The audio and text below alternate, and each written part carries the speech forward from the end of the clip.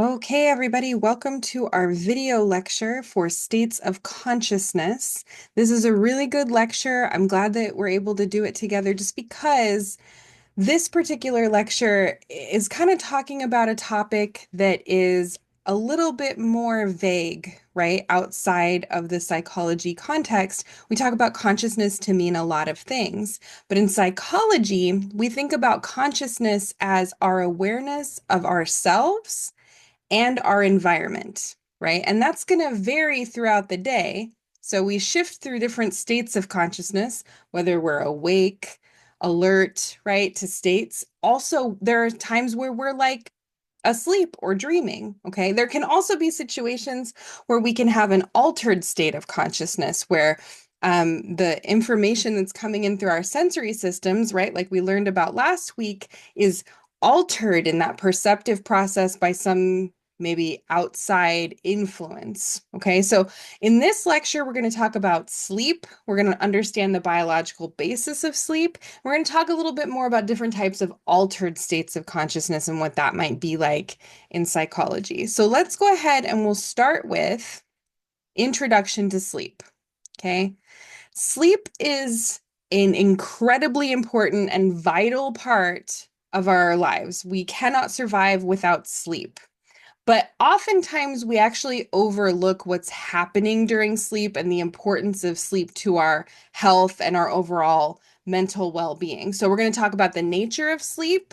We're going to explain why we need sleep and what happens when our sleep is insufficient or disrupted. Okay, so you will want to hear this because if you're like some college students that I know of, or maybe was once at one point in my life, you probably are getting insufficient or disruptive sleep. Okay, so understanding how our sleep helps us, how it helps us to be able to function through the day, how it helps us to be able to operate cognitively is going to allow us to appreciate its role in all of the different psychological functions that we've been talking about so far in the term with respect to physical health, cognitive functions, emotional balance, and self-regulation. Okay, so let's jump into it. We'll start with consciousness and biological rhythms. Okay, so many of us are familiar with the idea of like having a biological clock or a biological rhythm. Okay, so our body follows this natural biological rhythm,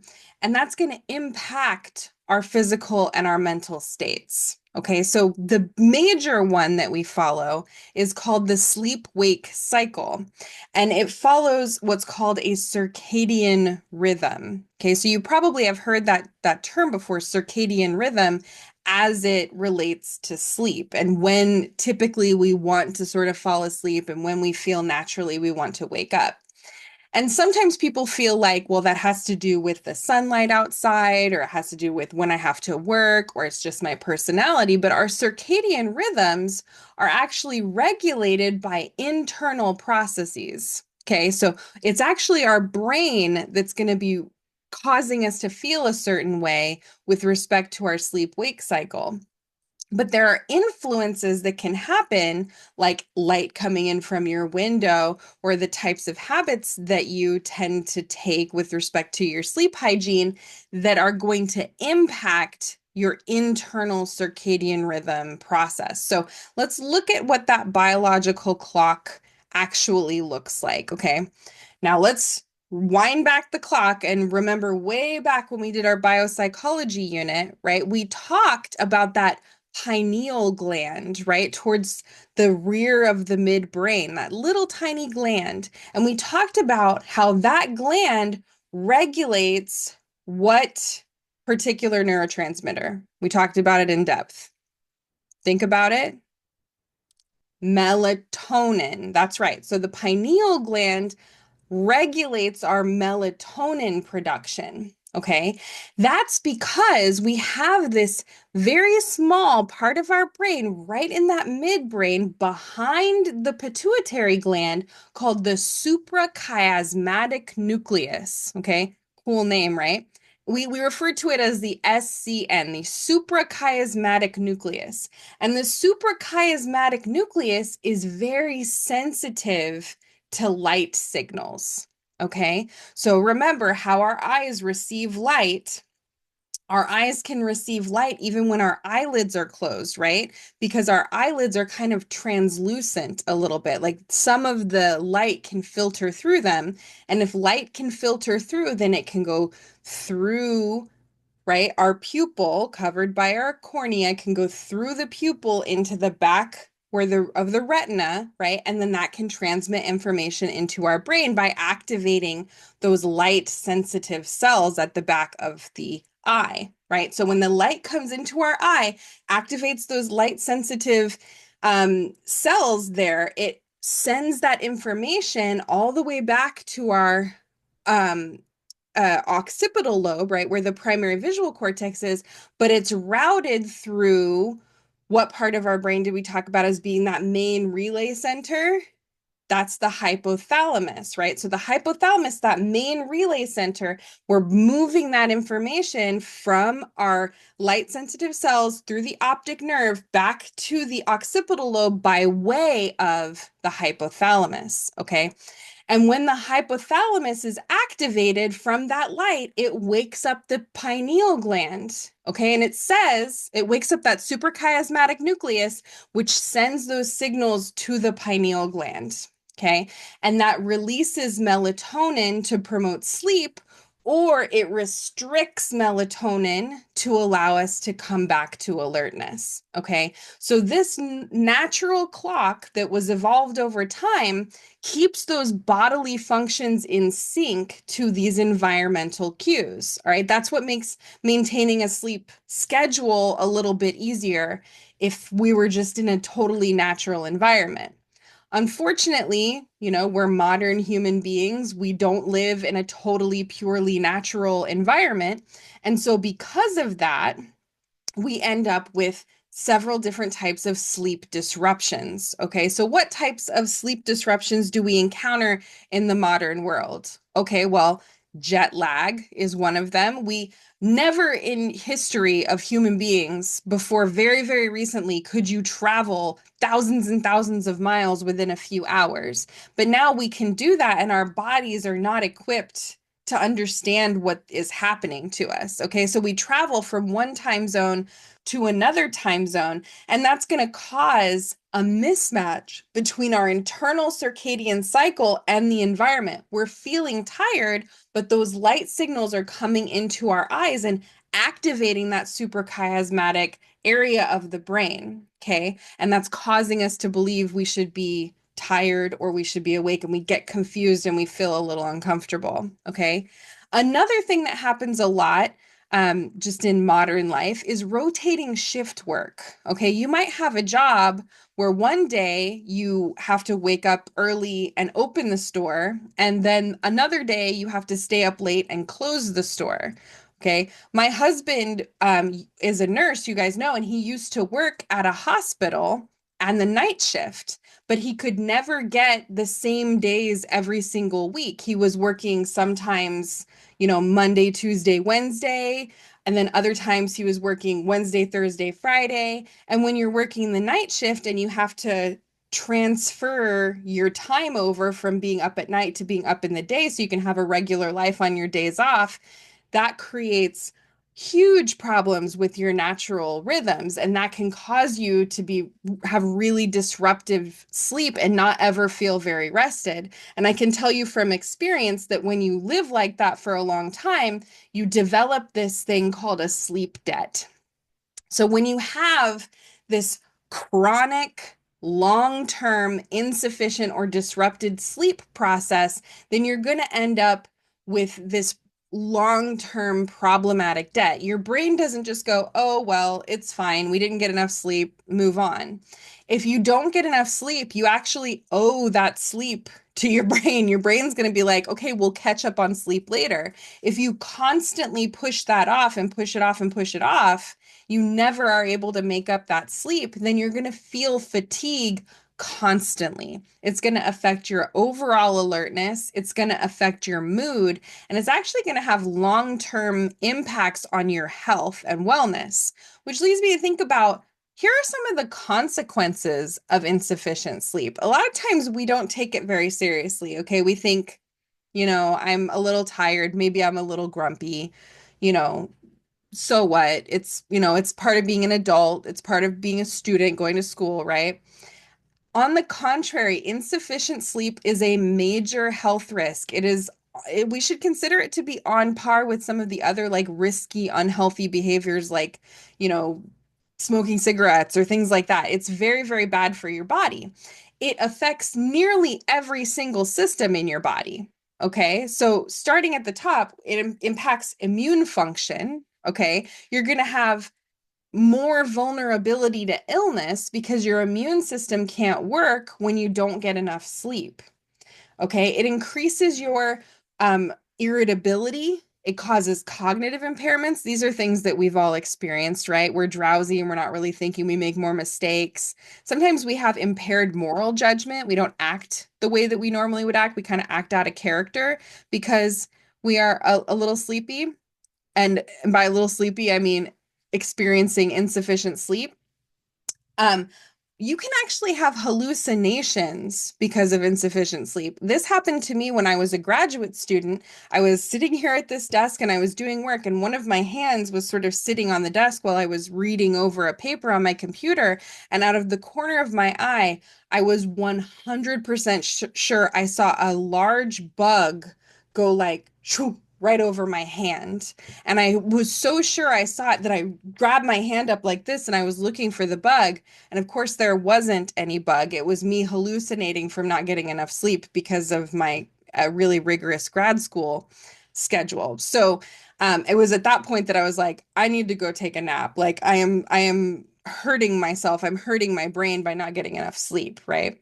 So yeah, we've all experienced irritability, yawning, memory lapses, those kinds of things. But did you know that you're at risk for conditions like diabetes and cardiovascular disease because of chronic sleep deprivation? Okay. Most people don't know that. Like most people don't understand that your heart rate variability increases when you're not getting enough sleep, which increases your risk of heart disease. Okay. You will have muscle problems, tremors, aches, increased reaction time, decreased accuracy. So when you're very sleepy and you're on the road, not a good time to be driving a motor vehicle. Okay.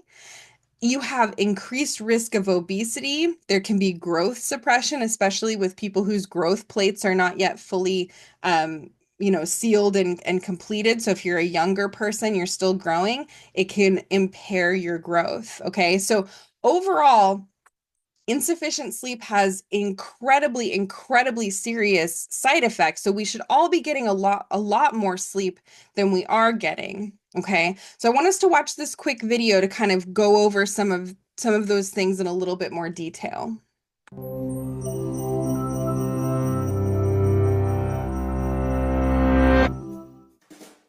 In 1965, 17-year-old high school student Randy Garner stayed awake for 264 hours. That's 11 days to see how he'd cope without sleep. On the second day, his eyes stopped focusing. Next, he lost the ability to identify objects by touch. By day 3, Garner was moody and uncoordinated. At the end of the experiment, he was struggling to concentrate, had trouble with short-term memory, became paranoid, and started hallucinating. Although Garner recovered without long-term psychological or physical damage, for others, losing shut-eye can result in hormonal imbalance, illness, and in extreme cases, death. We're only beginning to understand why we sleep to begin with, but we do know it's essential. Adults need 7 to 8 hours of sleep a night, and adolescents need about 10. We grow sleepy due to signals from our body telling our brain we are tired, and signals from the environment telling us it's dark outside. The rise in sleep-inducing chemicals like adenosine and melatonin send us into a light doze that grows deeper, making our breathing and heart rate slow down and our muscles relax.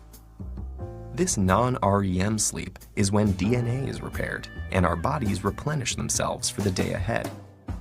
In the United States, it's estimated that 30% of adults and 66% of adolescents are regularly sleep deprived. This isn't just a minor inconvenience. Staying awake can cause serious bodily harm. When we lose sleep, learning, memory, mood, and reaction time are affected. Sleeplessness may also cause inflammation, hallucinations, high blood pressure, and it's even been linked to diabetes and obesity.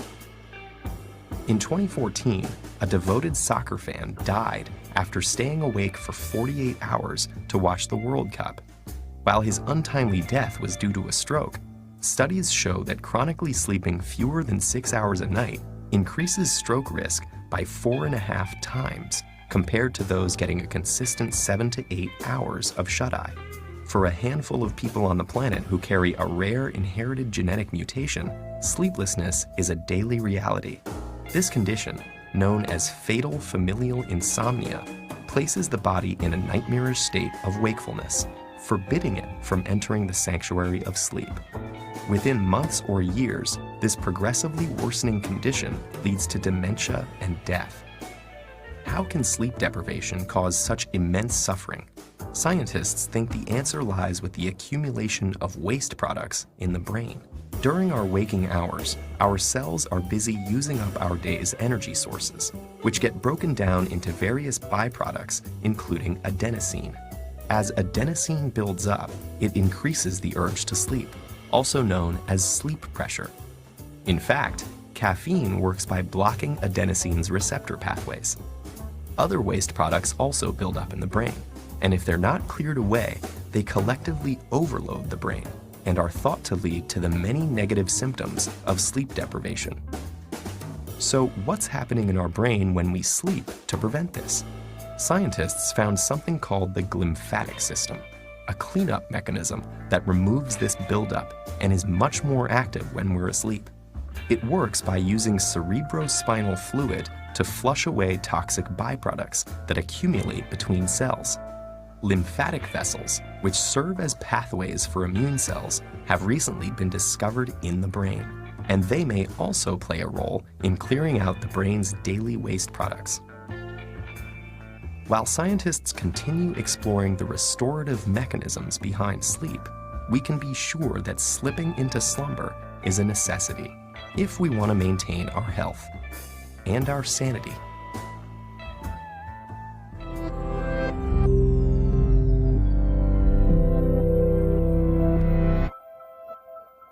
Okay, so how many of you, being really honest, obviously I can't see you, but how many of you, being really honest, knew that you would have the potential for so many negative health effects from getting less than 6 hours of sleep a night? I think for a lot of us, 6 hours of sleep a night is like, that's a normal amount of sleep for an adult, right? But understanding now that you're putting yourself at a 4.5 times increased risk for a stroke from continually having a sleep cycle like that, I'm hoping that that kind of suggests to you a new behavioral pathway with respect to sleep. I'm always an advocate for my students to get more sleep. So hopefully this illustrates why I think it's so important. Okay, but what is sleep? We touched a little bit in the video, it talked a little bit about some of the reasons for sleep, but let's define what sleep actually is. Okay, so in psychology, we refer to sleep as a state marked by reduced physical activity and lower sensory awareness. Okay, it's a reversible state, right? So we're not permanently in the state like we might be in like a coma, for example, or in a persistent vegetative state or something like that. It's a recurring state. Okay, so it's reversible and it happens regularly and it's regulated by that circadian mechanism and by our homeostatic processes. Remember how the video will say we have this built up sleep pressure that starts to grow and push on us with that built up adenosine, right? That our body naturally wants to maintain homeostasis, like we've talked about. We want to keep balanced. So if we want to keep balance, when we get that increased sleep pressure, we're encouraged to sleep so that we can lower that built up adenosine in the brain and get rest. Okay. During the sleep process, our brain is actually going to undergo various changes and it's showing really specific patterns. So we can actually observe and measure those patterns. So you'll remember a couple weeks ago, we talked a little bit about the way that we can use instruments to view the brain, right? We talked about MRI, fMRI. One of the other ways that we talked about was EEG, right? Electroencephalography. Okay. And we use that with that helmet, that little hat that has all the diodes on it, and it runs over the entire surface of your head so that we can look at the electrical activity as it's moving across the cerebral cortex. Okay, so during sleep, we have this very specific pattern of brain activity that we can actually measure using the EEG. Okay. We cycle through these different stages from light sleep to deep sleep and to REM, which is rapid eye movement sleep. And those are all going to serve different functions for our physical and mental restoration. Okay. So this is kind of what sleep looks like: low levels of physical activity, reduced sensory awareness, those homeostatic and circadian mechanisms. And we can see on the electroencephalogram what is actually happening in the brain. Okay, so recall the areas of the brain that are activated in sleep. That pineal gland is secreting the melatonin. The pituitary gland is also involved. It's going to be secreting follicle stimulating hormone, that's FSH, and luteinizing hormone, okay, and growth hormone. That's all happening while we're asleep. The pineal gland is secreting that melatonin to keep us asleep, but these other hormones, okay, are very, very active while we're asleep because they're responsible for our growth, our metabolism, and our overall restoration, of the cells that have died, of, new growth in our brain. All of those things have to be managed during sleep. Okay. Our brain can focus a lot more of its energy towards those particular growth hormones because it's not directing most of its energy to other functions of the brain that we would need while we're awake. Okay. So this leads us to the question, why exactly do we sleep? Like, why do we have to sleep at all? Well, we don't actually know. Just like many things in psychology, we don't know the one true, exact, perfect answer to why we have to sleep. But there are a few different theories that we keep in mind. Okay, so the adaptive function theory, okay, this is not a very popular theory, but it is one. It's from that evolutionary perspective that we were exploring last week. Okay, the adaptive function theory says that during the nighttime, things are dangerous, right? In our ancestral environment, there could be like lions and tigers and bears, oh my, right? And we're walking around, we're going to be more vulnerable to those predators. Why? Because we can't see very well and we can't hear very well compared to those types of predators, okay? Especially at night, we can't see very well at all, okay? So because of that, our brain encourages us to find a safe little hidey hole to like curl up and then basically just hibernate real fast so that we can go to sleep and not be moving very much, not be drawing a lot of attention to ourselves. And that will keep us more safe from predation than it would if we didn't need to sleep and we were just wandering around and stumbling through the woods in the dark. Okay, so that's an adaptive function, right, that we think about from evolutionary psychology. We also have the cognitive functions. Okay, so remember we talked about the way that our hippocampus kind of holds all those memories that happen through the day and they hold them still so that we can save them for when we go to sleep. And when we go to sleep, we have long-term potentiation that happens where we replay those segments of the day over and over and over and over and over again to create the neural connections that we call memory. Okay. And this cognitive function theory says that we simply can't do that when we're awake. When we're awake, we are not able to run through those memories kind of over and over and over again in order to transfer them from that working memory process into long-term memory storage. So we have to go to sleep. And so our brain just turns off some of those conscious functions so that we can do some of that background stuff that we need. And then the final major theory for why we sleep is the restorative function. And this is saying basically just like I said on the last slide, that our brain is constantly working when we're conscious. It has a bunch of stuff it has to do when we're awake. And so, in order to grow and to repair itself, it needs to slow down some of those functions. Okay, so it needs to turn those functions off to reserve energy for those things to fall back to growth and repair. And you can think about it kind of like how it's hard to restock the shelves in the grocery store and clean the store if there's a bunch of customers in there. Okay, so if customers are running through the aisles and trying to pick things off shelves and they need your help finding something and somebody has to be a cashier, it's going to be hard to get all the shelf stocking done and to clean the floors and get everything faced up and looking nice. But if the store is closed and we don't have a lot of customers running around the store, then it goes a lot smoother. And the same is true for our brain when it's trying to, clean out the waste and to grow and repair, focus on tissue growth, muscle repair, protein synthesis, all the toxins that accumulate while we're awake needs to be flushed away. And that can all be done much more efficiently if our brain is not having to do a whole bunch of other things during consciousness.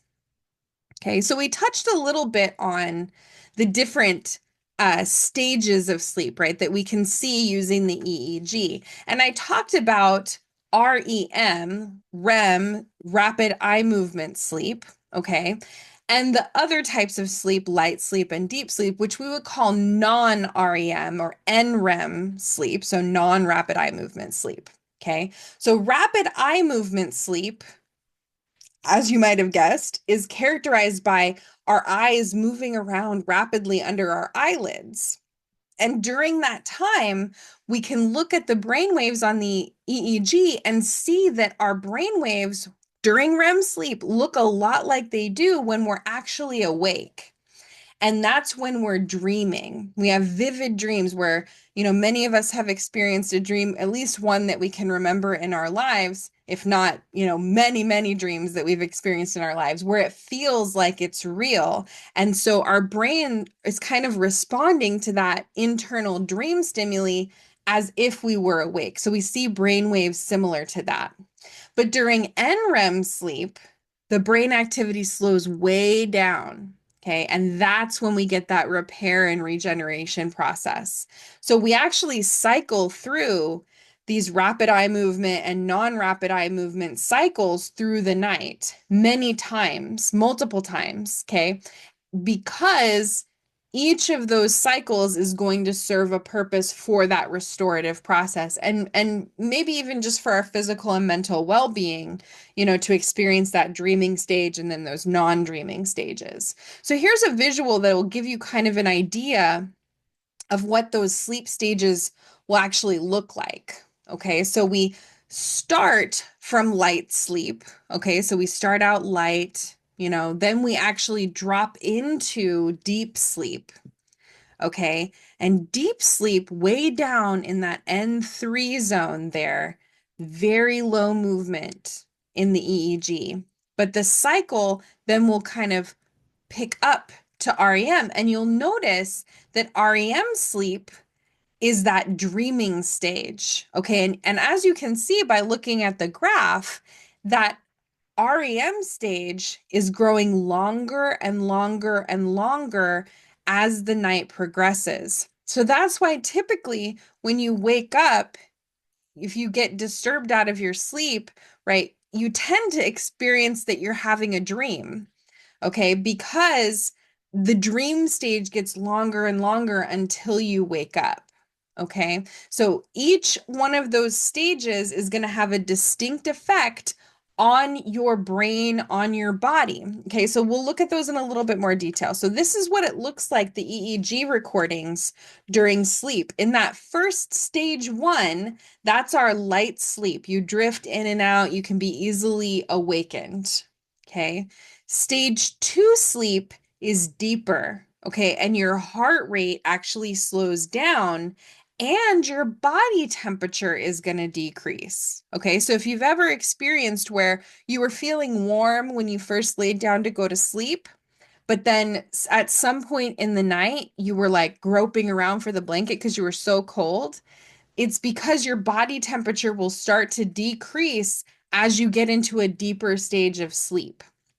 Okay, and that last stage, that stage 3, deep sleep, that's the most restorative stage. Okay. And if you look, you can see here on this chart for the stage 3, the NREM delta waves, right, that we see, those are slow, high amplitude waves, right? Remember last week in sensation, we talked about amplitude, right? You can see how high the peak is and how low the trough is. That's a high amplitude.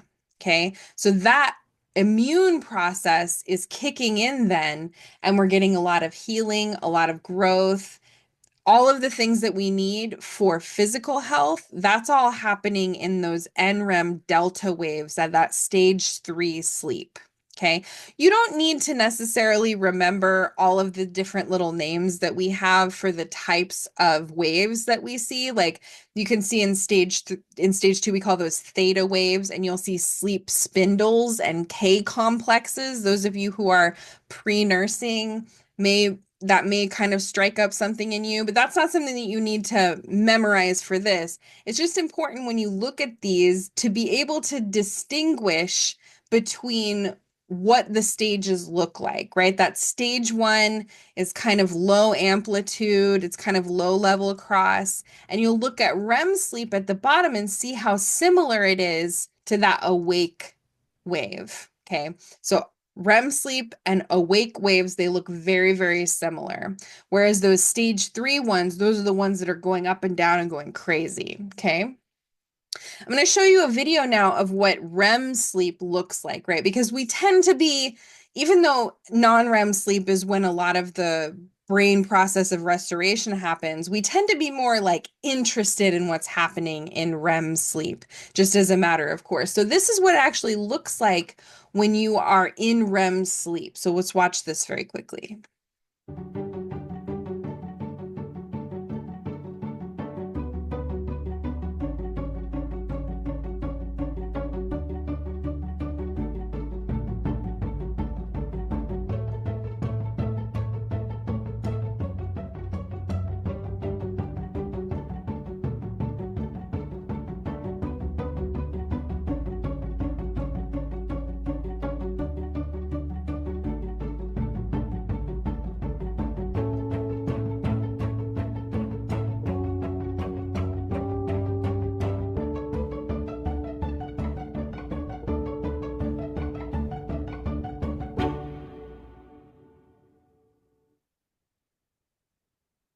Creepy, right? So as the video was saying, during this time of sleep, we're having very active things going on in our mind. We tend to be having very active dreams, but our body has been paralyzed, so we don't act them out and go like sleepwalking and punching and kicking and stuff. Okay, so this kind of brings up the notion of dreams. And I've talked to you before about the idea that psychology is just a little bit skittish about dreams. I had a colleague in graduate school who was interested in sleep psychology, so interested in the psychology of sleep. And she told me that her advisor said you can study anything related to sleep except for dreams. Well, why is that? Well, psychology has a little bit of a history with dreams. You'll remember way back in week 1 when we were talking about different psychological theories that were sort of foundational to psychology, we talked about Sigmund Freud. And Sigmund Freud's psychoanalytic theory, if you'll remember, talks about how we have this unconscious part of our brain, and that some parts of that unconscious are not socially acceptable, right? We have desires and urges from our id, remember, that are not socially acceptable. And so we push those things down, but they bubble to the surface of our subconscious, right? So we start having problems in our day-to-day life. We start acting out and feeling depressed or anxious. And so Freud thought that with psychoanalysis, we could make this unconscious fears or issues conscious. And once we made them conscious through this insight, we could then deal with them, and that would make the behavioral problems go away. So how do we make the unconscious conscious? Well, Freud had lots of ideas on how to do that, and one of them was through dream interpretation, because he felt like the images that we see in our dreams are symbolic and mean things with respect to our day-to-day lives. Now, there are still dream dictionaries out there based on Freud's original dream dictionary. And you can look those up and say, oh, I dreamed of my teeth falling out. And they'll say, well, your teeth falling out means that you're afraid you're going to lose money, or I don't know what it really is, but things like that. And so if you can make that unconscious fear conscious through interpreting your dreams, then you'll be able to deal with your problems and you won't have any of those issues anymore. Now, modern day psychologists don't put a lot of stock in that idea that you can interpret dreams, but dreams are still a very intriguing part of the whole sleep experience. Okay. We spend about 20 to 25% of our time in REM sleep where we can dream. So only one-fifth to a quarter of the time while we're asleep can we be having these vivid dreams. But a lot of times our dreams seem meaningful because they reflect daily experiences, those subconscious fears that we talked about, maybe even aspirations that we might have. So we're really intrigued by dreams and we want an explanation for them. So I will tell you that we've started to somewhat go back to the idea of dream analysis, and there are a few theories as to why we dream. Okay. So here are a couple of the theories, and then we'll watch a video that goes into each one and maybe a couple more in a little bit more detail. But these are some of the important ones. So for an example, activation synthesis theory says that basically we have electrical activity that's happening in our brain while it's being cleaned and repaired, and that those electrical impulses just create random thoughts and imagery from our memories. And so it's all basically just random brain making sense of a bunch of random electrical impulses. Okay, so that's one. Another one is continual activation theory. And this says that our brain is basically a machine, like an engine that wants to be going all the time. It can't really idle. Okay. And when it's idling, it just revs and revs and revs and revs and revs and will go crazy. And so the way to resolve that is to give it something to do. Okay. So just give it something to do. So we'll process procedural memory and then give you some pictures to look at so that your brain doesn't completely, overclock itself, needing some kind of activation. Okay. Threat simulation theory says that, this is kind of an explanation for nightmares, that, you experience some kind of threat. And so in the dream, you can like act out what you should do. And it will even give you like extra challenges, for example, like not being able to run very fast or trying to scream, but nothing comes out. And so you have to, in your dream state, experience the terror of that so that in your awake state, you'll be more, aware of those types of threats, and that will help you avoid those types of situations. And then finally, expectation fulfillment theory says that dreaming discharges emotional arousals that haven't been expressed during the day. So what that means that we have these emotions that we've kind of bottled up throughout the day. And so in our dreams, we get to fulfill, our real wishes and desires that we weren't able to do. So you get to punch your boss or kiss that beautiful person that you're interested in that you wouldn't really do in real life. You get to do that in your dreams. Okay, so let's watch another TED Talk video. I think these are really, really helpful because it kind of illustrates some of those theories and maybe even a couple more. So let's watch that really briefly.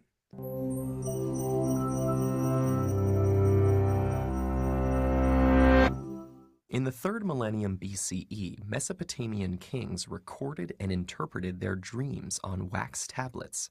1,000 years later, ancient Egyptians wrote a dream book listing over 100 common dreams and their meanings.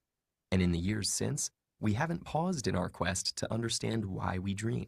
So, after a great deal of scientific research, technological advancement, and persistence, we still don't have any definite answers, but we have some interesting theories. We dream to fulfill our wishes. In the early 1900s, Sigmund Freud proposed that while all of our dreams, including our nightmares, are a collection of images from our daily conscious lives. They also have symbolic meanings, which relate to the fulfillment of our subconscious wishes. Freud theorized that everything we remember when we wake up from a dream is a symbolic representation of our unconscious primitive thoughts, urges, and desires. Freud believed that by analyzing those remembered elements, the unconscious content would be revealed to our conscious mind, and psychological issues stemming from its repression could be addressed and resolved. We dream to remember. To increase performance on certain mental tasks, sleep is good, but dreaming while sleeping is better. In 2010, researchers found that subjects were much better at getting through a complex 3D maze if they had napped and dreamed of the maze prior to their second attempt. In fact, they were up to 10 times better at it than those who only thought of the maze while awake between attempts, and those who napped but did not dream about the maze. Researchers theorize that certain memory processes can happen only when we are asleep, and our dreams are a signal that these processes are taking place. We dream to forget. There are about 10,000 trillion neural connections within the architecture of your brain. They are created by everything you think and everything you do. A 1983 neurobiological theory of dreaming called reverse learning holds that while sleeping, and mainly during REM sleep cycles, your neocortex reviews these neural connections and dumps the unnecessary ones. Without this unlearning process, which results in your dreams, your brain could be overrun by useless connections, and parasitic thoughts could disrupt the necessary thinking you need to do while you're awake. We dream to keep our brains working. The continual activation theory proposes that your dreams result from your brain's need to constantly consolidate and create long-term memories in order to function properly. So when external input falls below a certain level, like when you're asleep, your brain automatically triggers the generation of data from its memory storages, which appear to you in the form of the thoughts and feelings you experience in your dreams. In other words, your dreams might be a random screensaver your brain turns on so it doesn't completely shut down. We dream to rehearse. Dreams involving dangerous and threatening situations are very common, and the primitive instinct rehearsal theory holds that the content of a dream is significant to its purpose. Whether it's an anxiety-filled night of being chased through the woods by a bear or fighting off a ninja in a dark alley, these dreams allow you to practice your fight or flight instincts and keep them sharp and dependable in case you'll need them in real life. But it doesn't always have to be unpleasant. For instance, dreams about your attractive neighbor could actually give your reproductive instinct some practice too. We dream to heal. Stress neurotransmitters in the brain are much less active during the REM stage of sleep, even during dreams of traumatic experiences, leading some researchers to theorize that one purpose of dreaming is to take the edge off painful experiences to allow for psychological healing. Reviewing traumatic events in your dreams with less mental stress may grant you a clearer perspective and an enhanced ability to process them in psychologically healthy ways. People with certain mood disorders and PTSD often have difficulty sleeping, leading some scientists to believe that lack of dreaming may be a contributing factor to their illnesses. We dream to solve problems. Unconstrained by reality and the rules of conventional logic, in your dreams, your mind can create limitless scenarios to help you grasp problems and formulate solutions that you may not consider while awake. John Steinbeck called it the committee of sleep, and research has demonstrated the effectiveness of dreaming on problem solving. It's also how renowned chemist August Kekule discovered the structure of the benzene molecule, and it's the reason that sometimes the best solution for a problem is to sleep on it. And those are just a few of the more prominent theories. As technology increases our capability for understanding the brain, it's possible that one day we will discover the definitive reason for them. But until that time arrives, we'll just have to keep on dreaming.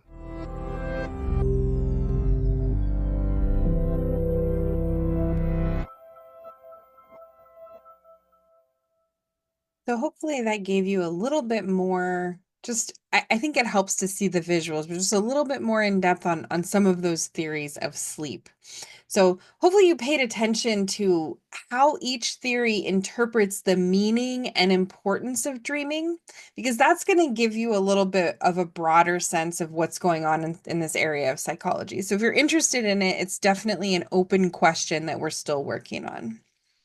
But let's move on a little bit away from dreaming and into some of the disorders that we see relating to sleep. So any type of normal sleep disruption wouldn't really fall under a sleep disorder. A sleep disorder is a type of problem that can disrupt your normal sleep patterns, but it is sort of a more chronic, diagnosable condition. So we're going to talk about some of the most common ones, maybe some of the ones that might come to mind when you think about sleep disorders. So, for example, the first one that everyone thinks of course, insomnia. So, insomnia is characterized by a persistent difficulty in falling asleep. Okay, so in order to be diagnosed with insomnia officially, you need to have symptoms at least 3 nights a week over a period of at least 3 months. Okay, so insomnia obviously can lead to fatigue, mood disturbances, difficulty concentrating, anything that can come from a sleep, insufficient sleep situation. One of the major treatments, though, for insomnia is looking at some lifestyle changes. So, a lot of times people have insomnia because of poor sleep hygiene.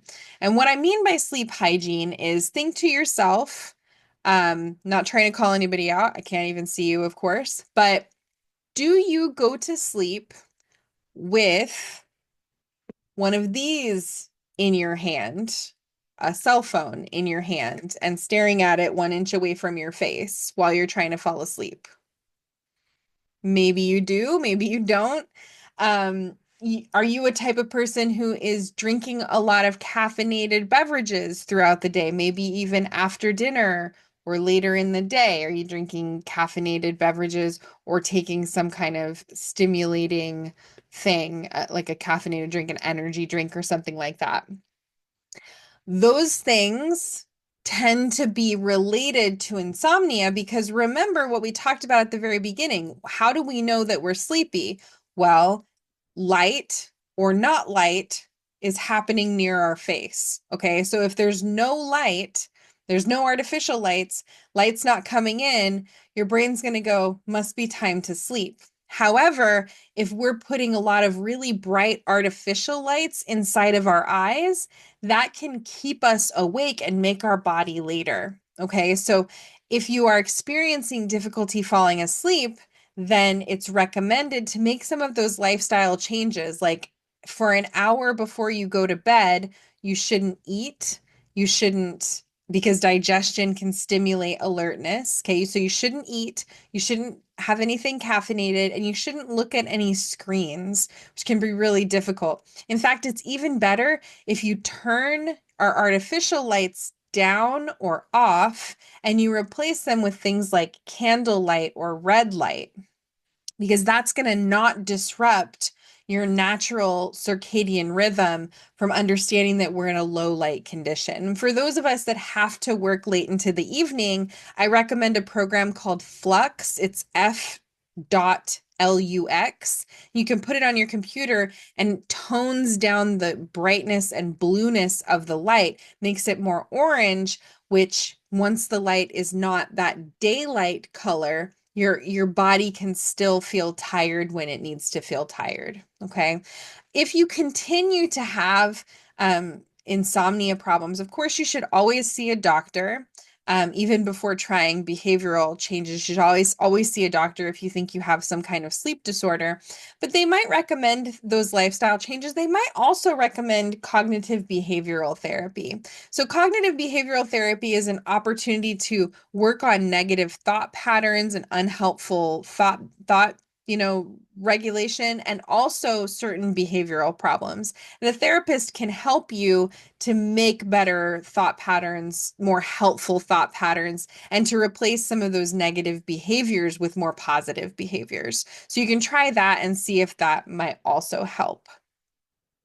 Another sleep disorder that maybe you thought of that's pretty common is called sleep apnea. Okay. And that's a disorder where breathing is going to repeatedly stop and start during sleep. Okay. Tends to be a blockage of the upper airway. Okay. So these pauses in breathing can happen. They can last for 10 to 20 seconds or even longer, multiple times in an hour. Okay, so if if you or someone you care about is having loud snoring in the night and maybe even snoring that kind of hiccups or like stops and starts with like gasping noises, and then that person is also very tired during the day even though they were sleeping all night ostensibly, that can be signs of sleep apnea. And they should go be evaluated for that. They can go to do a sleep study either at a facility, or they now currently have ones sleep studies that you can do in the comfort of your own home, which is very convenient. And then if you're diagnosed with sleep apnea, which is, a specific number of breathing stops within an hour and a specific low oxygen level in your body for a specific period of time, then you can be diagnosed with sleep apnea and treated with something called a continuous positive air pressure machine, or a CPAP machine. Okay, and what that does is it's a mask you wear over your nose or perhaps even over your face, and it pushes air into your nose so that it keeps your airway open with air pressure. So it kind of doesn't allow that upper airway to collapse while you're sleeping. And so because it's pushing the air into your nose, you will have a continuous stream of oxygen while you're sleeping, and that will immediately resolve the problem of snoring, and it will immediately resolve the problem of poor sleep due to those long periods of apnea, or those long periods where we're not breathing. Okay, so we want to have uninterrupted breathing while we're asleep. And many people who have sleep apnea say that once they get on their CPAP that they would never go without it. People think, "Oh, I don't want that bulky thing on my face." But many, many people say, "I will never, unless I can cure the apnea without it, I will never get rid of CPAP because I sleep so much better now." Okay.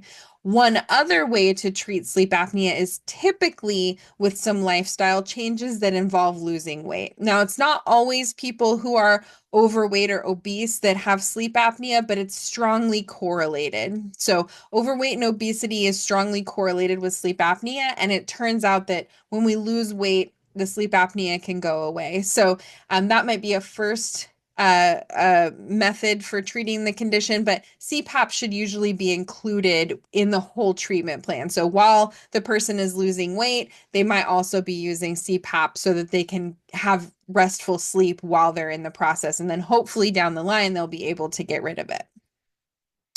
Another sleep disorder that might come up for you when we talk about that is something called narcolepsy. Okay, so narcolepsy is you can't resist falling asleep. You just fall asleep at totally inopportune times. And this is sometimes played for laughs in movie or television shows where someone just kind of passes out and falls asleep. It's actually a very serious condition, and people truly cannot control when they are falling asleep. Okay. People with narcolepsy experience something called a sleep attack, and that's when they fall asleep suddenly. And with that, commonly they experience something called cataplexy. And that's a sudden loss of motor tone, right? And that's where you just go completely limp like a rag doll. Okay. This is very, very concerning. When this occurs to you, it can be triggered by emotions, even like laughing or surprise. Sometimes exercise can kind of cause it to be triggered. It's typically managed with medications that can help regulate sleep and wakefulness, like amphetamines. Amphetamines will help keep the person alert, and that can help them resist sleep attacks when they come on. Okay, so I want to show you this next video. This shows a woman who experiences a sleep attack along with that attack of cataplexy, where her whole body goes limp. So let's look at this. So here's a person actually with a history of narcolepsy, and this video is actually going to demonstrate this process of cataplexy that these patients frequently have. That's a circumstance where you just kind of like lose muscle tone, Yeah. become even almost paralyzed. So unfortunate. Yeah, yeah. And so let's take a look at this. And oftentimes it's actually this video clip is someone who is was demonstrating like a dance exercise, and because of the person's background pathology just happens to Capture the moment. capture this moment right on the videotape. So let's take a look at that. So there she is describing like these dance motions, and then we'll see just this abrupt like loss of motor tone, and because this person has underlying narcolepsy, we'll actually see like this person just goes out this That's so profound unfortunate. deep sleep. So a terrible actually circumstance to That's have. what so cataplexy, just that sudden paralysis, and then all of Yeah. a sudden you just have possibly associated sleep tech, and then Right. she just woke up, And then she just woke up. Yeah, fascinating. and then another But sleep attack. Oh, truly no. an terribly impactful disease. So hopefully you were able to notice the way that that sleep attack came on her so suddenly while she was just demonstrating that exercise, and the way that it initially started with the cataplexy, that sudden loss of motor tone. She sat right down, and then when she fell asleep, she started feeling drowsy and she was trying to resist it. She wasn't able to wake up and she fell right asleep. So that is what narcolepsy looks like. Another item that maybe we don't always think of when it comes to sleep disorders is substance abuse disorder. So, substance abuse disorder involves a compulsive pattern of drug use, and that's going to affect our mental health and our physical health.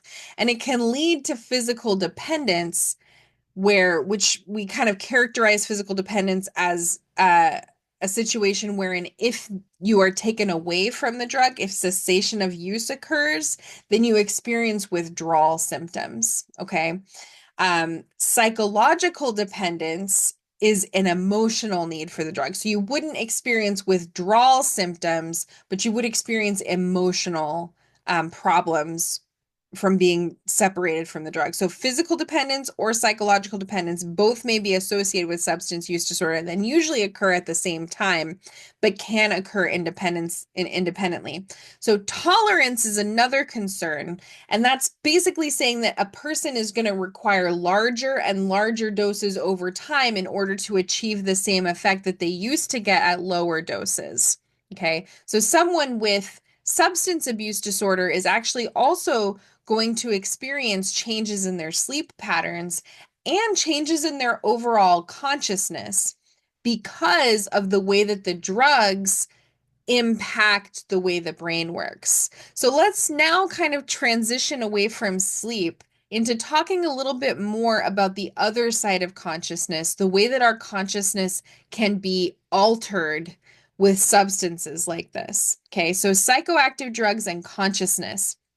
Remember, psychoactive drugs are drugs, substances that can alter perception, mood, any other aspect of consciousness, and they affect the central nervous system. Okay, so the different ways that they affect the central nervous system allows us to divide them into different types of categories based on their effects. Okay, so each type of drug is going to interact with brain chemistry in different ways, and that's going to give us different types of effects and different kinds of outcomes on our mental states and our behaviors. And this is actually what you're going to explore with your assignment this week.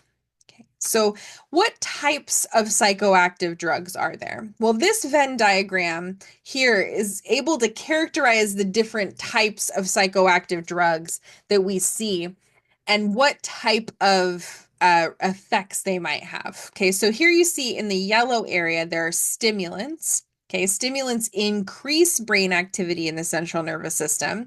So that leads to heightened alertness, more energy. Okay, so there are psychomotor stimulants like amphetamines, Ritalin, cocaine. Okay, and then there are methylxanthines. Okay, those ones are going to be things like caffeine, theobromine. Okay, so they're just blocking sedation. Okay, so psychomotor stimulants are going to amp you up, and these others are going to block your sedation. So when you start to feel tired, they help you feel a little bit more up by blocking those receptors. Okay. On the other hand, we see depressants are basically the opposite. They're going to slow down the nervous system. We're going to get more relaxation, more sedation. Okay, we experience that with things like tranquilizers like Ativan or Valium, with sedative hypnotics like alcohol or barbiturates. Okay, there are some narcotic analgesics, right? Those act as depressants, but they also numb pain. So things like codeine or heroin. Okay, and there's some overlap between different drugs. So you see nicotine kind of falls into, it's mostly a stimulant, but it has some depressant characteristics as well. So stimulant in that nicotine does tend to elevate heart rate. So when you're smoking a cigarette, your heart rate goes up and you can feel jittery or a little bit more up. It helps to reduce drowsiness, but it can also be a depressant in the sense that people who are addicted to nicotine tend to experience a soothing and calming effect when they smoke. And the same is also true of marijuana, although marijuana being sort of almost right smack dab in the middle of stimulant, depressant, and hallucinogen is going to have maybe effects of all of those. Okay, so that's depressants. Looking at hallucinogens, those are going to alter perceptions. Okay. They may lead to visual or auditory hallucinations. And that's why marijuana is kind of right on the edge of it, because we typically don't see with marijuana things like hallucinations, but we do see things that suggest an altered state of consciousness, like, for example, paranoia. Okay. So paranoia can occur during using a marijuana. Within that category, we have the psychedelics and the dissociatives. And then within the dissociatives, we have the anticholinergics. Okay, so psychedelics like MDMA, mescaline, LSD, these are ones that are sort of famous for causing all different kinds of psychedelic effects. So visual, auditory hallucinations. Okay, dissociatives, though, tend to be associated more with, mood elevation like ketamine, but you may also see different types of mood related hallucinations, like, for example, in amanitas, those are magic mushrooms. Okay. So those types of drugs are all you can see that the way that they act on the brain is going to be totally different. Okay. Ritalin and PCP are completely different, even though they both act on the brain. Now, there's that other little area up at the top of antipsychotics, and those actually do tend to have minor depressant effects like Haldol or Risperidol or Seroquel, but those are used to calm psychotic events. So you see those a lot in patients that have different mental conditions like schizophrenia, maybe even dementia. And if they're having agitation with those, you can employ antipsychotics to reduce those symptoms. Okay, so to calm those symptoms. It's not going to work, tend not to work as a depressant for a person who doesn't have a psychotic condition. Okay, so let's look a little bit more closely in at the brain to see what's going on when we are introducing these drugs. Okay, so let's look at depressants first. A good example is alcohol. Alcohol is the most common and most widely used depressant. These substances are going to, like I said, decrease activity in the central nervous system. Okay. So you'll remember we talked about agonists and antagonists, right? When we did our biopsychology unit, and agonists make something more and antagonists make something less, right? So depressants are agonists of the GABA system. Okay. So they're GABAergic agonists. And that means that we're going to get more of that gamma aminobutyric acid. Okay, so GABA is going to be increased. And what does GABA do? GABA produces calming effects. Okay, so we slow down brain function, and that's how those depressants can lead to relaxation. They can reduce anxiety.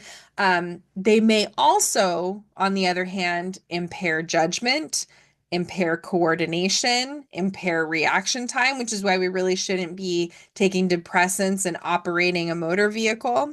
Okay, so understanding how those depressants are going to impact your brain activity helps us to know what we should and should not be doing, right, when we're when we're taking them. So if we have alcohol and we start to experience that GABA agonist experience, that's why we know we shouldn't be doing things that require us to have judgment, coordination, and reaction time. Okay. The stimulants, okay, we look a little closer at the stimulants aspect of the brain. Those are drugs that heighten brain activity, right? So depressants make it less, stimulants make it more, okay? That's going to lead to enhanced alertness. It's going to enhance your energy. It's going to increase your mood. Okay, so cocaine, amphetamines, MDMA, which is also called ecstasy, nicotine, caffeine, all of those things increase levels of dopamine and norepinephrine. Okay, so those are neurotransmitters that do what?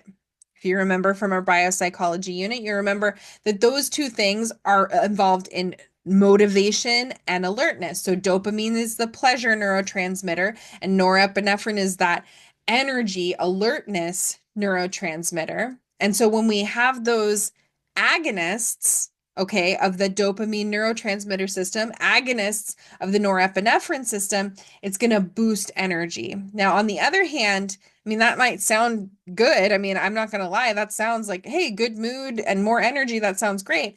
They have strong potential for abuse, and they can lead to long-term health problems like heart problems, problems with anxiety. And anytime you're acting on the dopaminergic system, so that dopamine generating system, you run the risk of shutting off your natural dopamine production. And what that means is that long-term use of more serious dopamine agonists can make it so that you can't feel pleasure without the drug. And that is sort of the last thing that you would want in your life, is to be totally dependent on a drug for any type of pleasure, and you're experiencing complete anhedonia without it, okay, or loss of pleasure without the drug. Okay, so that's something to bear in mind. Obviously, when, we discourage the use of illicit drugs, but, sometimes they can sound alluring until you realize that the long-term effects of them are so incredibly negative and damaging.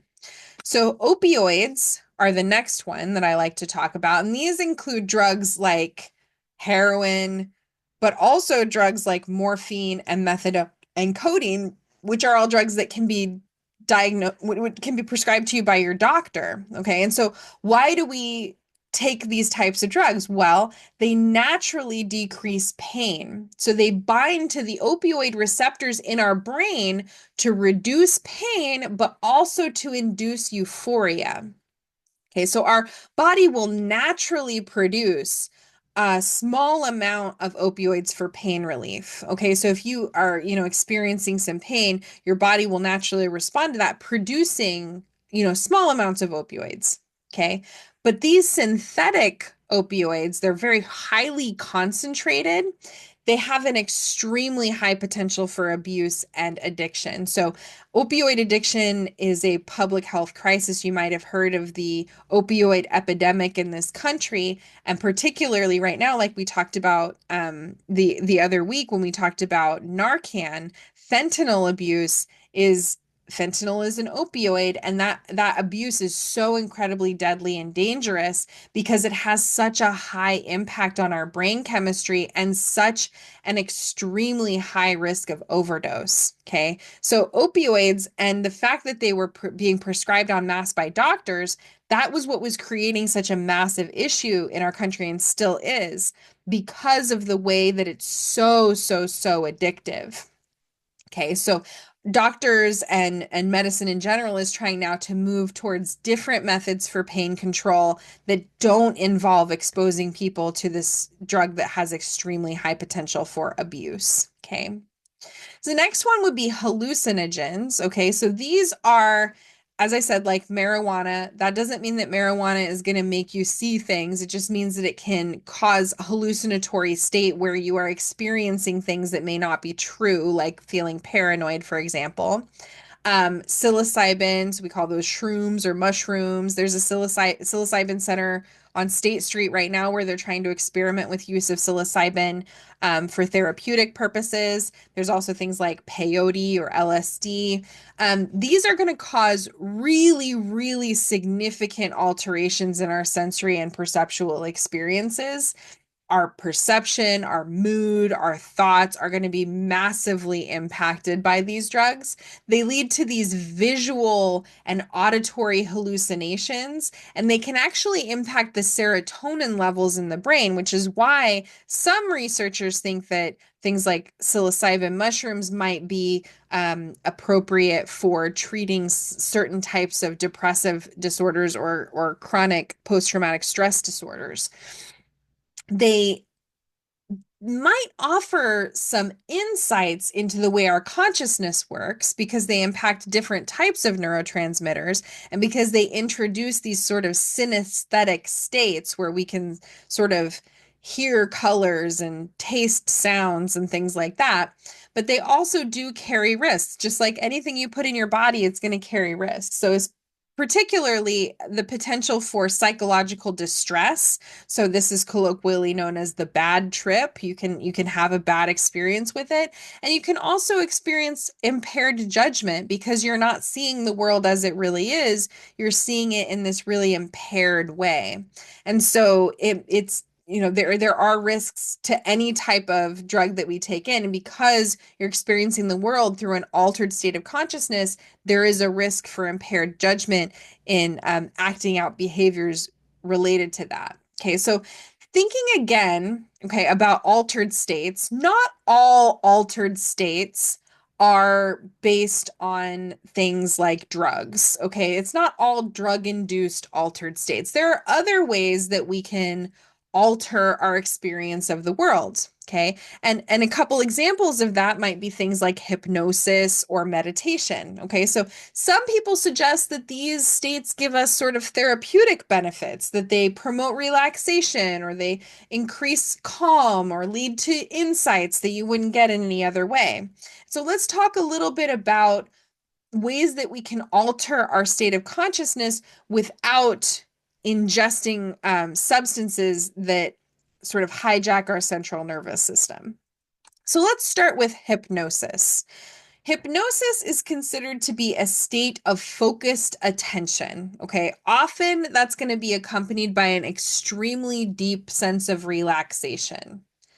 Okay, so while inside of this state, people think that they're more open to suggestions. Okay, and so what can happen from there is that we can use a hypnotic state to suggest things that have a therapeutic purpose, like quitting smoking or managing pain or losing weight or whatever.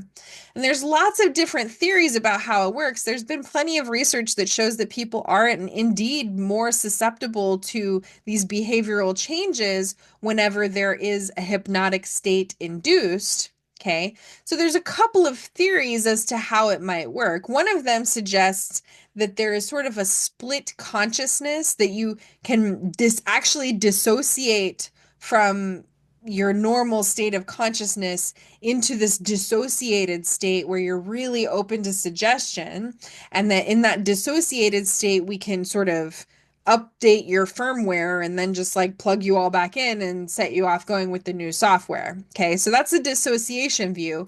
On the other hand, there is the social cognitive theory of hypnosis, which means that you're playing a social role. When you're invited up to talk to the hypnotist at the fair or whatever, you know that you're kind of supposed to just do the hypnosis thing. And because you know that you're kind of just supposed to do it, you just kind of play along. And maybe you use the cover of hypnosis to be able to kind of act out in ways that you normally wouldn't. So with that in mind, I'm going to show you this quick video that it describes hypnosis from the perspective of the hypnotist. This is what he thinks is going on when he hypnotizes people.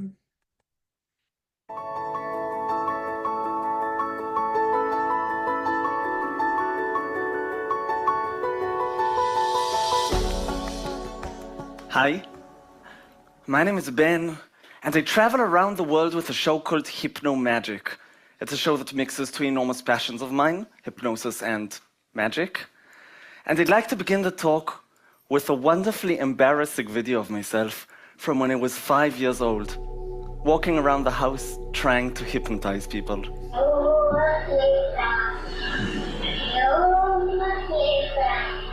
Your eyelids are getting very heavy. You won't listen when I come. Thank you for not laughing. That is the beginning of my journey, and 22 years later, I've arguably achieved my childhood dream. This is what people experience when they join me on stage. Oh, you're trying to open your eyes. Try and see that you can't pick up your foot. The more you try, the more it locks. And you're trying to pick up your legs. Are you trying to open your eyes? I do everything. Try harder.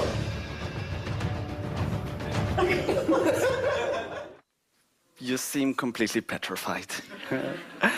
I'd like to use this TED Talk as an opportunity to finally explain what's happening to someone when he's hypnotized. And actually, I think that hypnosis is such a ridiculously misunderstood concept that the vast majority of hypnotists don't actually understand what they're doing. And when I began, I was none the wiser. I want to honestly share the story of the first time I ever successfully hypnotized someone. It was a small family event. I was invited to do my magic show. We invited a woman to join me on stage. And just for fun, I repeated the hypnotic induction that I literally heard the night before from a lecture. Just said it word for word. I told her that her legs are now completely stuck to the ground. And for some weird reason, it worked. I really want you to try and imagine the scene. A woman is now apparently stuck to the ground while I'm standing there trying to act confident while I'm trying to figure out if she's pretending or not. The crowd is obviously amazed, but for change, so am I. I have no idea why this is happening, and this looks ridiculous to me. From my point of view, this is real magic. There's no way that the words I just said actually made that happen. And that's how my obsession began. Let's bring, maybe you're next to the aisle. May I? What's your name? Hila, can I bring you on stage? Please give Hila a huge round of applause. Are you okay? You look nervous. I am. It's okay. Me too. Please face front. Take a deep breath in. Perfect. And on the breath out, close your eyes and remain with your eyes closed. By the way, Hila, you're wide awake. You're listening to me. If you weren't awake, you wouldn't hear me. And what we're doing is very simple. I'm touching on your forehead. Please look forcefully up, up, up without opening your eyes, as up as you possibly can, and begin feeling pressure building and accumulating in your eyes. More and more pressure building in your eyes, so much so that your eyes begin locking. It begins feeling as if your eyelids are made of concrete, as if your eyelashes are gluing to each other. Exactly. Keep looking up, up, up, up, up, and realize that in fact, the more you try, the more your eyes lock. And at this point, I want you to try and see that your eyes won't open. Please try and see that the more you try, the more, exactly, your eyes lock. The more you try, the more your eyes lock. And that's weird because usually it's so easy to blink. Keep trying until I will let go in 3, 2, 1, and your eyes can open. First of all, a round of applause for Hila. Please take your right foot and just slide it a little bit forwards as it is. Maybe not so much. Perfect. Right hand forwards, deep breath in, breath out, close your eyes. Deep breath in, and on the breath out, just begin realizing that your right foot just becomes a little bit heavier than it usually is. All of the right side of your body is just becoming hard and glued to the ground. You can imagine that the floor is made of concrete, sticking your foot and gluing again. And as you do this, I want you to take another deep breath in, deep breath out, your foot glues to the ground, and I want you to gently try and see that your right foot cannot move. The more you try, the more it locks. The more you try, the more it locks. Exactly, and it's not only your right foot, it's your left foot as well. Try picking up and see that you can't pick up your feet. Thank you, guys. Good night. No. I'm gonna count to 3. On the count of 3, a few things will happen. 1, you will be completely free. 2, you will get a spontaneous round of applause from everyone in TEDx Technion. 1, 2, 3. So like this. See that one? What's happening here? People use hypnosis to describe a huge variety of things, but it looks like people are actually experiencing something so dramatic that we can't easily explain it with things like relaxation or focus or guided imagery. What's the secret that's giving these hypnotic inductions their seemingly magic mind control power over people? I think I figured it out. And if I'm right, then hypnosis is deceptively simple. I think hypnosis is primarily about one thing: convincing the subject that the hypnotist has control over him. That's it. I want to paraphrase to really clarify my point. I'm arguing that a hypnotic trance is nothing more than a person holding the belief that he or she is being controlled by the hypnotist. If that's true, it means that hypnosis is just a persuasion process, and that the reason that these hypnotic inductions are working is because they look convincing enough to work. So I think the best way to make this abstract point real to you is to walk you through what I just did with Hila. So, Hila, may I bring you one more time on stage? Okay. Thank you very, very, very much, Hila. Hila, you can stand over here. My only focus is to persuade Hila that I have control over her eyes and over her legs. Once I'm done, game over. So the first thing I did was I asked her to close her eyes, I asked her to look up, and realize that her eyes are beginning to lock just a little bit. Now that's just a known magician's trick. When you have your eyes closed and you look up, it's just kind of harder to open your eyes. I want you to all try. Everybody close your eyes for a moment. Without moving your head, look up, up, up, up, up, and realize that it's just a little bit harder to open your eyes at this point. Open your eyes.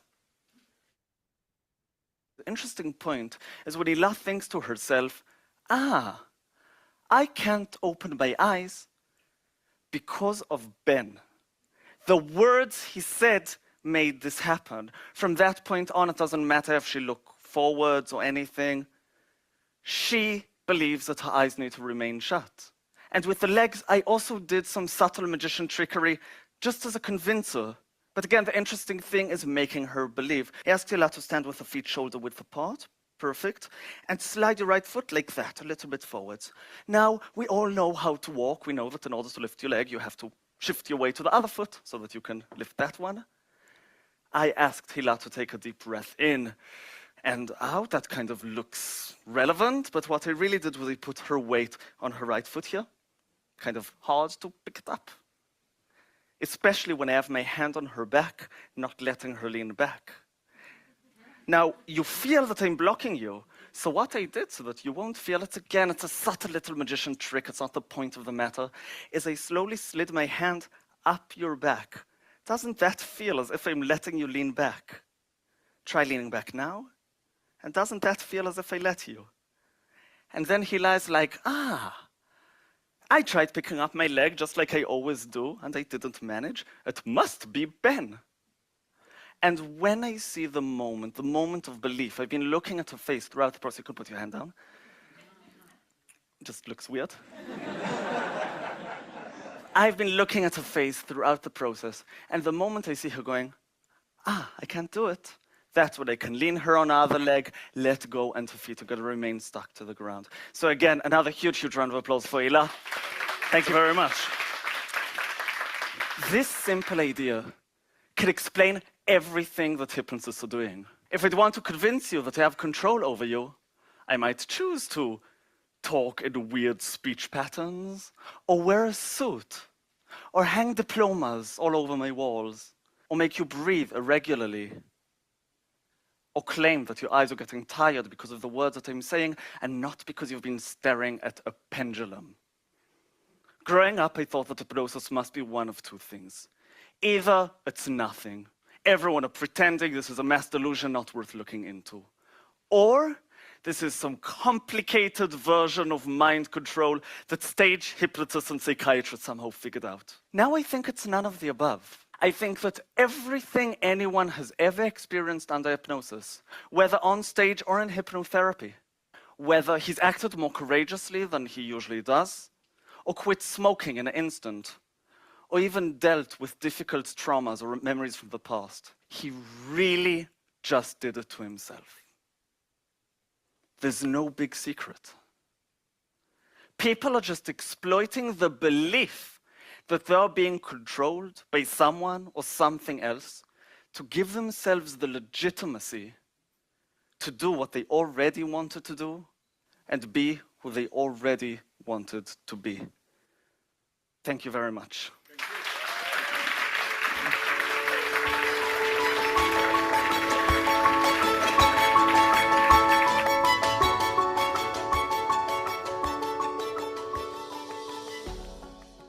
So that video, I know it's a little bit on the long side, but I think it's worth it because it gives you that insight into an actual hypnotist, what he actually does, some of the techniques that he does that makes it work. And I think that one of the most insightful things that he says is that it just gives you the legitimacy to do what you already wanted to do and be who you already wanted to be. And so that stands to kind of go in the face of the theories that we just discussed, which is this idea that there's a dissociative state being introduced and or it's just you fulfilling a social function. In both of those cases, it's not really accessing that key point, which is that it allows you the permission, the legitimacy to just do the thing that you wanted to do and say that something, was what caused it and really believe that something else was what caused it. It's very similar to, in my mind, the placebo effect that we talked about a couple weeks ago. Because the placebo effect says, if I feel like I'm taking a medicine and I think the medicine is going to make me better, then I will get better, whether or not it's a sugar pill or the actual medicine. Okay, there's some degree of people for whom that is the case. And so if hypnotism is something, especially therapeutic hypnotism, is something that you can buy into and that you can go and be involved in and feel that it will work for you, the chances are high that it will work for you because we have this mind-body connection. When a mind believes something very strongly, the body will follow suit in many ways. And exploiting that idea is what hypnotists do, but it's also what happens during meditation. So, meditation, as opposed to hypnotism, meditation is a practice and it involves focusing the mind to achieve a state of relaxed awareness and focus.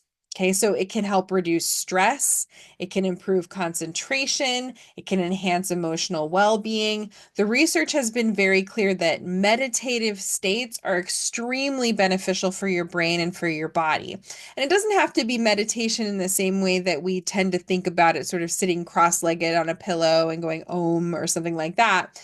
It can just be a cleared and focused state of mind. Many people do this with different religious activities like prayer, or, saying certain prayers or participating in certain quiet meditations. You can achieve this type of state completely secularly and apart from any religious participation as well. You sort of intentionally direct your attention inward. Okay, so things will come into your mind, you'll have sensations, but you intentionally create a point of focus. That's why you'll sometimes see people meditating holding their fingers in a certain way because they are focusing on the feeling of their fingers touching. You may also see people focusing on a particular word and just repeating that word to kind of fill up their brain with it and replace some of those outside distractions.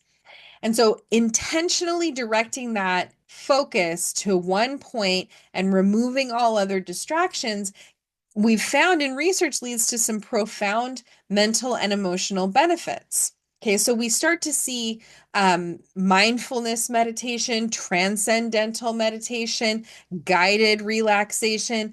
All of these techniques have all different kinds of strategies for achieving that state of relaxed awareness. But when we get into that state, and the more we practice, the easier it is to get into the state, then we start to experience some of those benefits. So I want to do with you all a really, really short, like less than 2 minute meditation. It's a really quick induction into a meditation, and it's designed to be the type of meditation that you can go to when you're experiencing a trigger event or you're getting very stressed out. You can go to this type of very short meditation, recenter yourself, and then carry on. So let's give this a try, and then we'll think about how we feel during and after.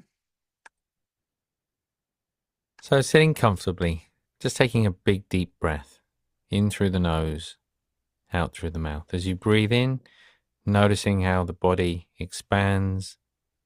As you breathe out, just watching the body soften as you gently close the eyes. And rather than the mind leading the breath, allow the breath to lead the mind. Notice the sensation of the breath. Notice it where you feel it in the body. If you need to, you can just gently place your hand on the stomach. And just following that rising and falling sensation. Nothing else to do.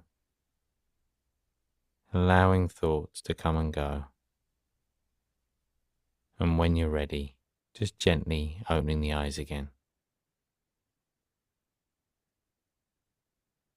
So that's an example, a very short autogenic meditation exercise. Okay. So sometimes you'll repeat a phrase. In this case, the focus was on the breathing, right? So you were focusing on the breathing, settling onto that calm state by focusing exclusively on your breathing. This was just 1 minute. It gives you that example of how even just a brief moment of focused relaxation can reduce stress and improve mental clarity. When I was in graduate school, I had a good friend who was in this area of psychological research, very interested in consciousness and in meditation. And he told me that Headspace is a pretty decent app. I think they have some things that you have to purchase and some things that are free. This isn't an ad for Headspace, but um, in some ways, if you need that type of meditation, that guided meditation, this is an app that can work well. There are also free ones that are available on YouTube. There are also ones for children. So if you have young children in your life who have difficulty calming down, they make great guided meditation stories for children that can help them to practice inducing that state of relaxation.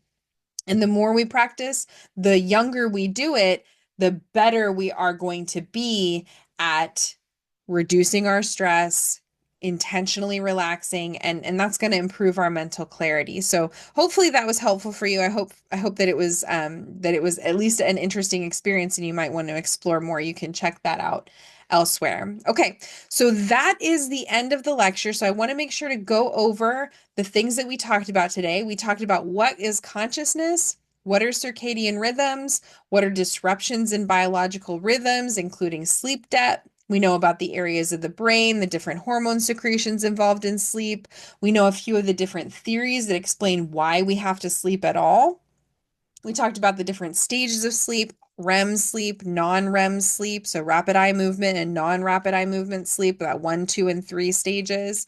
We talked about a few different theories to explain why we have dreams. Okay, and we looked at some of the different stages of dreaming. We talked about the symptoms and treatments for insomnia, sleep apnea, and narcolepsy.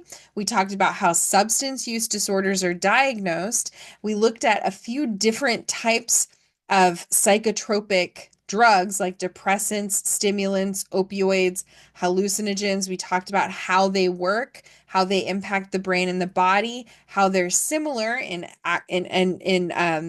accessing that central nervous system and changing what's occurring, and how they're different in whether they're agonists or antagonists or what type of behavior they cause. And then at the very end, we talked a little bit about hypnosis and meditation, some of those altered states that we can induce without adding any type of drug or medication. So hopefully that was all helpful for you. As always, if you have any questions, feel free to reach out by email. You can get in touch with me, and I'd be happy to answer any questions that you may have about the lecture or about the assignment that's coming up. If you have any questions, reach out. Other than that, I hope you have a wonderful week, and I will see you next week.